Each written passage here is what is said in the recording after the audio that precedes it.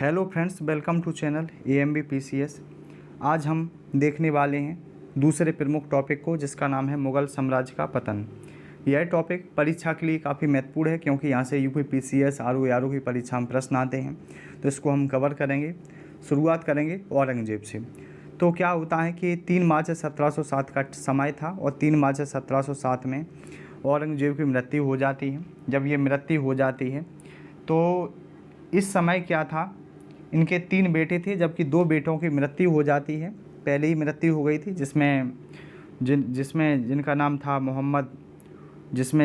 था मोहम्मद अकबर और मोहम्मद सुल्तान। इनकी पहले ही डेथ हो जाती है। लेकिन इनके जो 3 बेटे थे, जिसमें से बड़ा बेटा इनका मुअज्जम था, आजम था और कामबख्श। तो इन्होंने तय किया, मुअज्जम चाहता था कि हम शासन व्यवस्था को चलाएं, आजम चाहता था हम चलाएं और कामबख्श चाहता था कि हम शासन व्यवस्था को चलाएं। लेकिन हुआ क्या कि इसीलिए युद्ध से इस बात का निर्धारण हुआ कि अगला शासक कौन बनेगा। तो जो पहला युद्ध होता है, इसको हम देखते हैं, जजाऊ का युद्ध हुआ। और जो यह जजाऊ का युद्ध होता है वो 18 जून 1707 को हुआ। और इस युद्ध में क्या हुआ कि औरंगज़ेब का जो सबसे बड़ा बेटा मुअज्जम था और औरंगज़ेब का दूसरा बेटा आजम था, इनके मध्य युद्ध होता है। और हुआ क्या, इस युद्ध में मुअज्जम जीत जाता है और आजम को मौत के घाट उतार दिया गया। अब मुअज्जम का दूसरा भाई था, जिसका नाम कामबख्श होता है। तो कामबख्श से जो दूसरा युद्ध हुआ, उसे हम हैदराबाद के निकट युद्ध के नाम से जानते हैं। और इस युद्ध में क्या होता है, कामबख्श मारा जाता है। जब ये कामबख्श मारा जाता है तो औरंगज़ेब का केवल एक बेटा था, बचा हुआ था, जिसका नाम मुअज्जम था। और मुअज्जम गद्दी पर बैठा। जब यह मुअज्जम गद्दी पर बैठा तो इसका नाम पड़ जाता है बहादुर शाह प्रथम। तो इसी मुअज्जम को बहादुर शाह प्रथम के नाम से जाना जाता है। अब हमें याद रखना है कि बहादुर शाह ने क्या क्या कार्य किए थे। तो इसके बारे में हमें याद रखना है कि इसने एक उपाधि धारण की थी, शाही बेखबर। पूछा जाता है कि शाही बेखबर की उपाधि किसने धारण की थी। ये बहादुर शाह प्रथम था। जबकि 1710 में बंदा बहादुर ने सरहिंद की विजय की थी। इसके दरबार में एक महिला का आगमन होता है। पुर्तगाली महिला थी, स्त्री थी, जिनका नाम था जुलियान। इनकी उपाधि थी बीबी द फितवा। जजिया कर के इसने वसूली बंद कर दी थी, क्योंकि औरंगज़ेब ने लगाई थी। जजिया कर को लगाया तो इसने बंद कर दिया था। गुरु गोविंद सिंह के नाम से मनसब जारी किया था।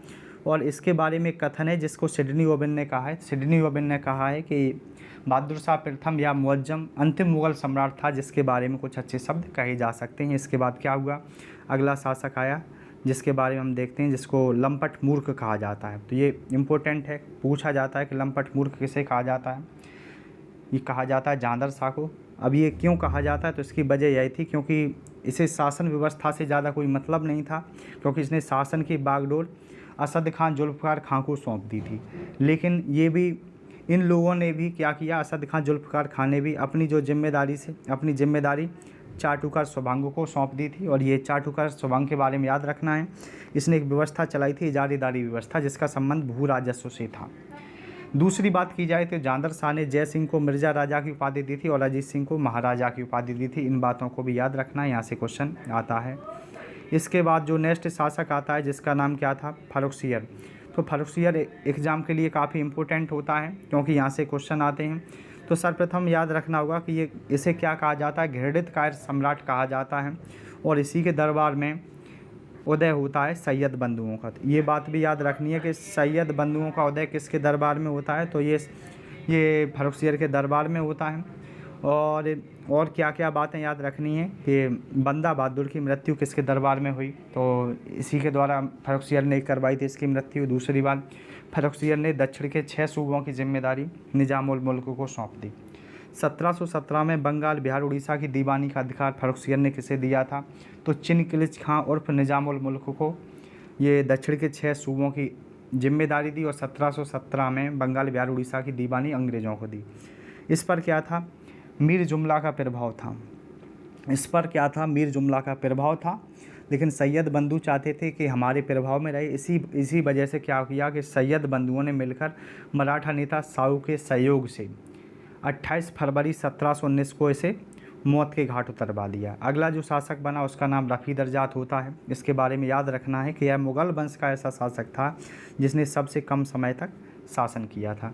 इसके बाद दूसरा जो शासक आया उसका नाम क्या था, रफ़ीउद्दौला था। रफ़ीउद्दौला के बारे में सिर्फ याद रखना है कि इसे शाहजहाँ द्वितीय की इसने उपाधि धारण की थी। इसके बाद आया अगला महत्वपूर्ण शासक है जो काफ़ी एग्ज़ाम में पूछा जाता है, जिसका नाम है मोहम्मद शाह रंगीला। मोहम्मद शाह रंगीला, इसका अन्य नाम क्या था, तो इसे रोशन अख्तर भी कहा जाता है। इसके जो कार्य हैं काफ़ी इम्पोर्टेंट हैं।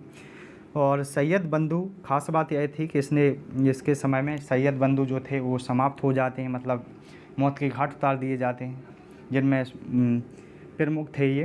क्योंकि और मुख्य बात हमें यह भी याद रखनी है कि इस कई नए क्षेत्रों का उदय हुआ जो अपने आप को स्वतंत्र कर चुके थे, जिनमें अवध में कौन थे, तो अवध में सादत खां। तो याद रखना है कि अवध में जो सादत खां का जो उदय था वो मोहम्मद शाह रंगीला के समय हुआ था।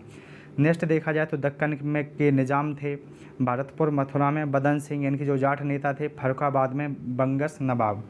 इनका उदय जो होता है वो मोहम्मद शाह रंगीला के दरबार के समय होता है।